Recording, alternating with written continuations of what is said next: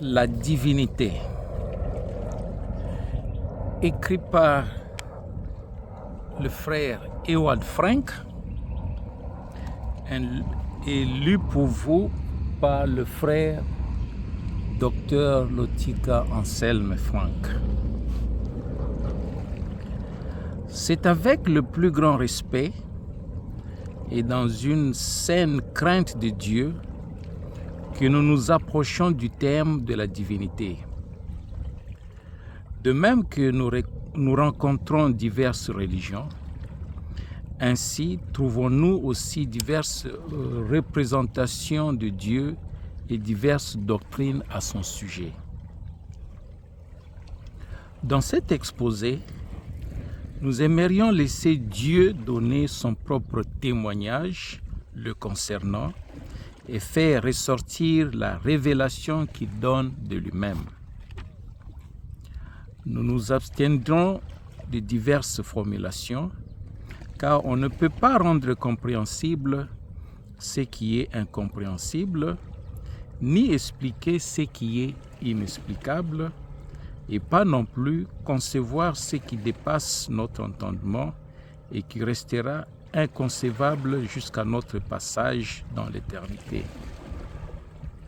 Voici, les cieux et les cieux des cieux ne peuvent te contenir. 2 Chroniques, chapitre 6, verset 18. Lorsque nous serons nous-mêmes dans l'éternité auprès de Dieu, alors seulement nous pourrons connaître davantage le mystère du Tout-Puissant. Presque tous les apologistes se sont appropriés la manière de concevoir la divinité telle qu'elle avait commencé à être délibérée et enseignée depuis le IVe siècle après Christ.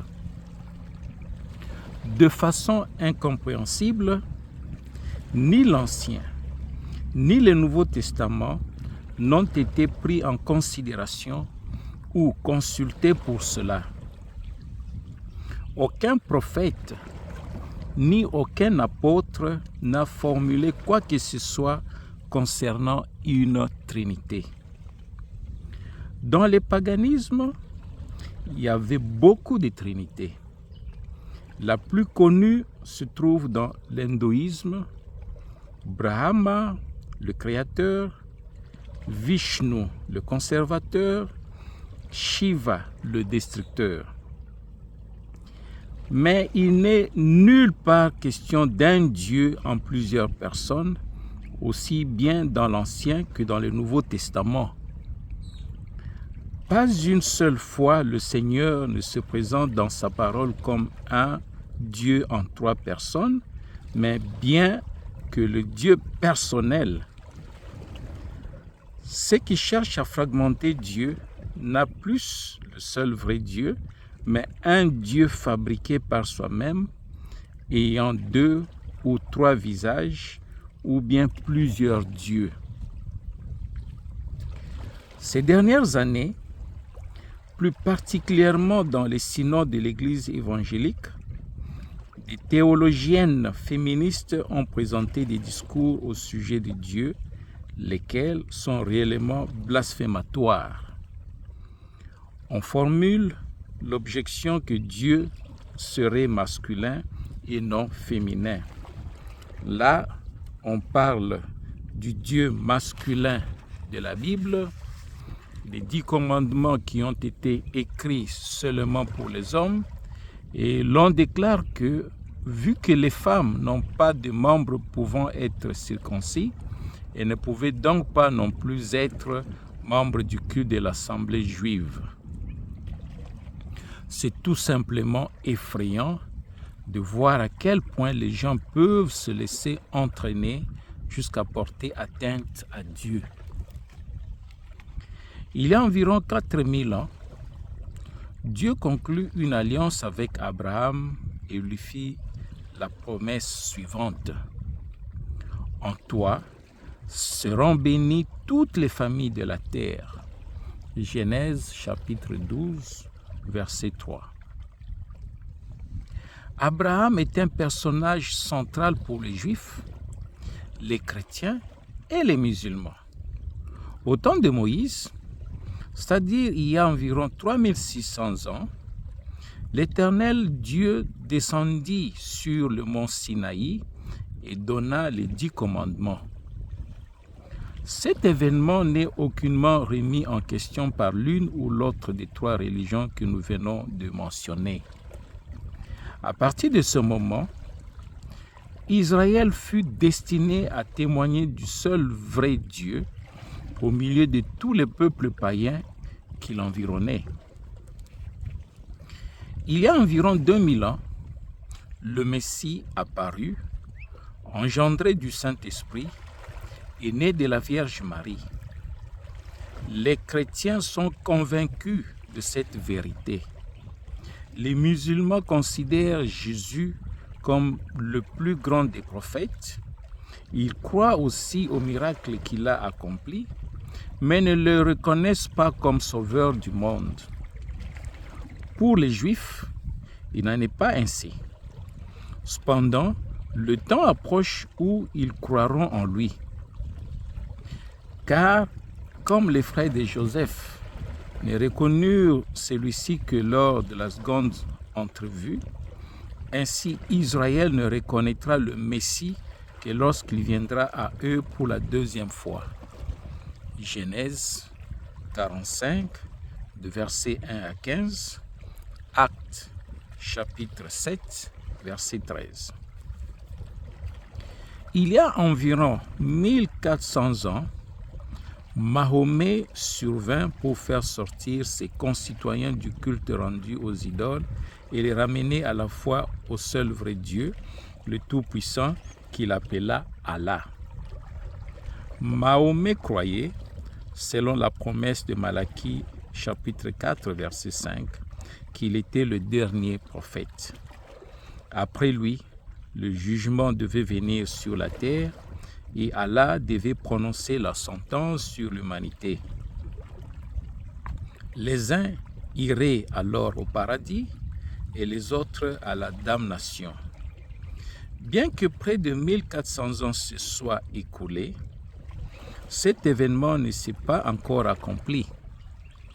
Cependant, une doctrine religieuse est sortie de cela, laquelle s'est dressée massivement contre le christianisme et le judaïsme. Ce n'était pas là l'intention primitive. Sans cesse, le Coran exhorte à lire et à croire les Saintes Écritures, et par cela, Mahomet pensait à la Bible, ce qui aujourd'hui n'est observé par aucun musulman. Ce qui est déterminant est la manière correcte de connaître Dieu, ainsi que la juste compréhension de sa propre révélation. Ce n'est que de cette manière que nous pouvons être inclus dans le plan de Dieu. Quant à la révélation personnelle de Dieu, les Juifs, pour le plus grand nombre d'entre eux, ne l'ont pas reconnue. La plupart des chrétiens l'ont mal interprétée, alors que les musulmans ne l'ont pas comprise. Cela peut être démontré d'une manière pertinente. Si le même Dieu qui a parlé à Abraham, à Moïse et qui a parlé à travers Christ aurait aussi parlé à Mahomet, alors tout ce qui a été dit, écrit et cru devrait concorder de A à Z.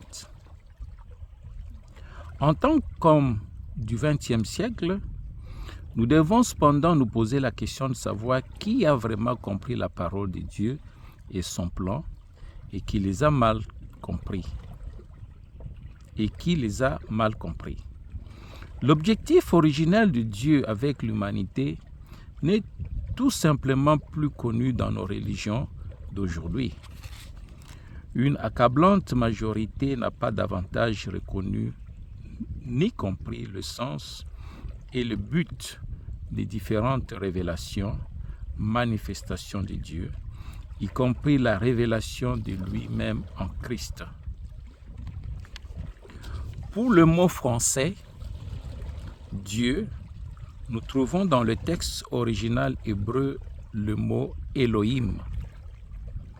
Au commencement, Elohim créa les cieux et la terre. Genèse chapitre 1, verset 1. Le mot Dieu nous présente le Tout-Puissant comme objet d'adoration. Dans le premier chapitre de la Bible, il n'est question que de Elohim. À partir de Genèse chapitre 2, verset 4, nous trouvons l'expression l'Éternel Dieu, Elohim Yahweh. Ces diverses désignations expriment le sens et le but de la révélation de Dieu. Il s'agit là de la diversité de ses attributs. Le mot Elohim lui-même est au singulier, mais il exprime aussi une pluralité, car Dieu est simultanément beaucoup de choses. Créateur, conservateur, juge, roi, et ainsi de suite. Chaque fois que dans les textes originaux le mot Elohim est là, ou elle est utilisé, il s'agit de Dieu. Il s'agit donc uniquement de comprendre en quelle qualité il parle et se révèle. On utilisait les expressions El, Elion, Dieu très haut, Genèse chapitre 14, verset 18. El Shaddai, Dieu qui pourvoit, qui fortifie, le tout suffisant. Genèse chapitre 17, verset 1. El Olam, le Dieu éternel. Genèse chapitre 21, verset 33. Et El Gibor, Dieu puissant. Ésaïe chapitre 9, verset 5. Il est fort regrettable que la notion hébraïque des mots n'ait pas été rendue par les traducteurs de la Bible. À cause de cela, la connaissance véritable de Dieu a été rendue plus difficile parce que la signification qui se trouvait dans les noms même n'est plus exprimée. Jusqu'au moment où la loi fut donnée, les patriarches ont utilisé l'expression Elohim pour parler de Dieu. C'est en s'adressant à Moïse, dans Exode chapitre 6, verset 3, que Dieu dit pour la première fois, « Je suis Yahweh. Je suis apparu à Abraham, à Isaac et à Jacob comme El Shaddai. Mais je n'ai pas été connu d'eux par mon nom d'Elohim Yahweh. » Dieu était sur le point de conclure l'alliance avec tout le peuple d'Israël. C'est ainsi que le Seigneur Dieu révéla son nom d'alliance, c'est-à-dire Yahweh, qui s'écrit en hébreu Y-H-W-H.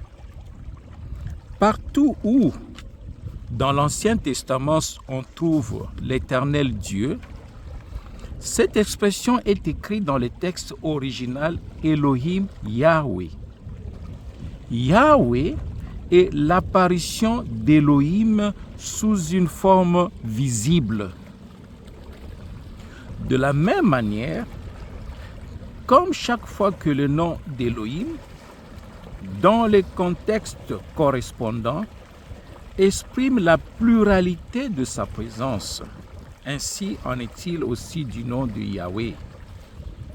Yahweh Jireh, l'Éternel qui pourvoit.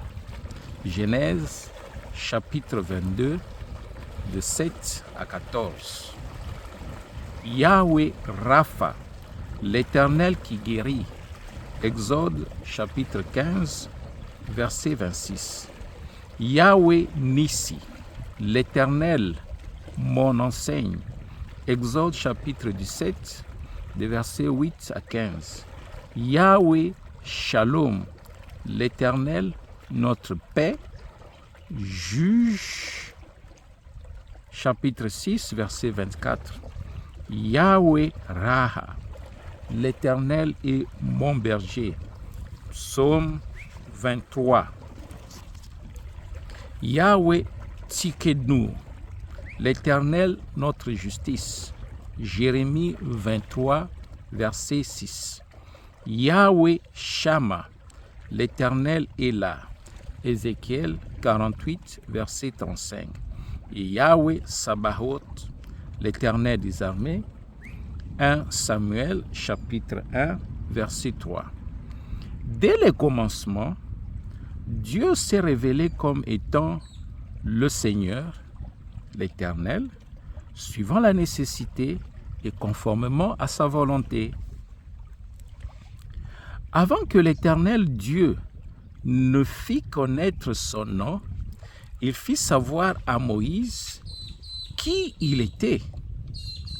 Et Dieu dit à Moïse, « Je suis celui qui suis. » Et il dit, « Tu diras ainsi aux fils d'Israël, « Je suis m'a envoyé vers vous. C'est là mon nom éternellement. Et c'est là mon mémorial de génération en génération. » Exode chapitre 3, versets 14 à 15. L'expression « je suis » se trouve dans le nom de Yahweh et exprime qu'il existe éternellement, qu'il est enveloppé dans sa propre existence.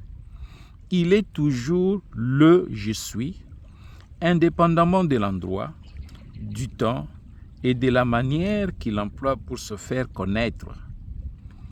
Même lorsqu'il quitte son corps spirituel pour venir dans un corps de chair et qu'il prend le nom d'alliance du Nouveau Testament, Yahshua, Jésus, qui signifie Yahweh est sauveur, il demeure malgré tout toujours le « je suis ».